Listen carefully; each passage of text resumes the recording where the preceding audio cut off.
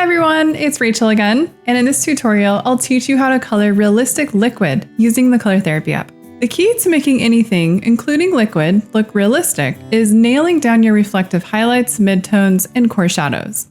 I'll show you where to add those in this Rubik's Cube example.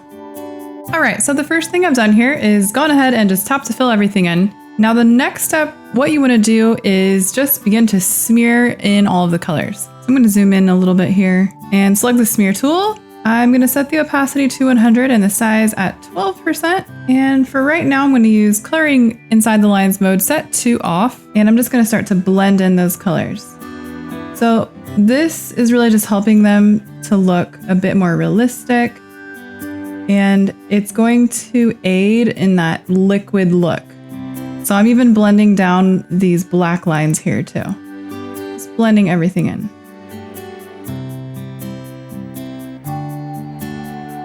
Now it's time to add in some shadows. So let's select the AIRBRUSH tool, set the size to 22 and the opacity at 35, and then we'll leave coloring inside the lines mode set to off, and then just zoom in a little bit here. So this is actually a great example for adding in shadows. There's already a guide here for you. So with this Rubik's Cube, you can see there's already a shadow right here on the left side, on the right side, and then down here on the little edges of the paint there. So essentially, you just want to copy that for now. So start with black, and then you use your finger. You're just going to trace that area. So we're going over the bottom and the top of that liquid area.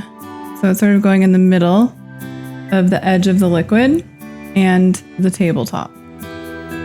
Do the same thing and add a bit of a shadow along the bottom side right here of the Rubik's Cube and on the right side as well, making it look 3D. And then lower the opacity as well, just a tiny bit, just so that you can fully cover in that shadow on the left side. It needs to be a bit darker than on the right side.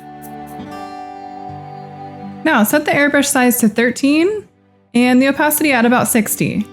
Now this time set coloring inside the lines mode to on, and we're going to add in our core shadows. So zoom in really close, and your core shadows are going to be at the very bottommost edge of the liquid. So you're just going to start to draw those in there with black. So now our liquid doesn't look flat. It has a bit of dimension. Now, if you need to blend in a few areas with the smear tool, go ahead. You're gonna have to set coloring inside the lines mode to off. Just be careful that you don't smear anywhere else that's not supposed to be smeared.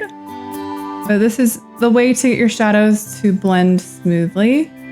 Now, since we're gonna add in our highlights next, we need to make sure that if there's any white areas that the highlight is gonna be brighter than that.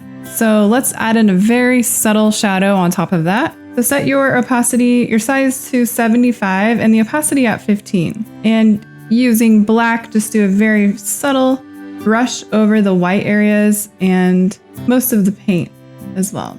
Now let's set the airbrush to size 25 and the opacity at 65. With white, just begin to add in some bright, shiny little highlights here. So kind of aim for areas where it's curving and then add a few little dots. I like to do it on the edges as well. And then let's make them even brighter by using the pen tool. The opacity should be at 100 and the size around 3%. And then you can add in a bright highlight right in the center of those highlights you just added. And you can add little dots here and there too. And now you have really reflective highlights. Don't forget to also highlight and shade the top of the Rubik's Cube so that it mimics the shine of the liquid for best results. If you'd like to see more tutorials like this, don't forget to subscribe to the Color Therapy YouTube channel so you don't miss any new tutorial videos. Thanks for watching our tutorial. You can get the Color Therapy app for free on the App Store.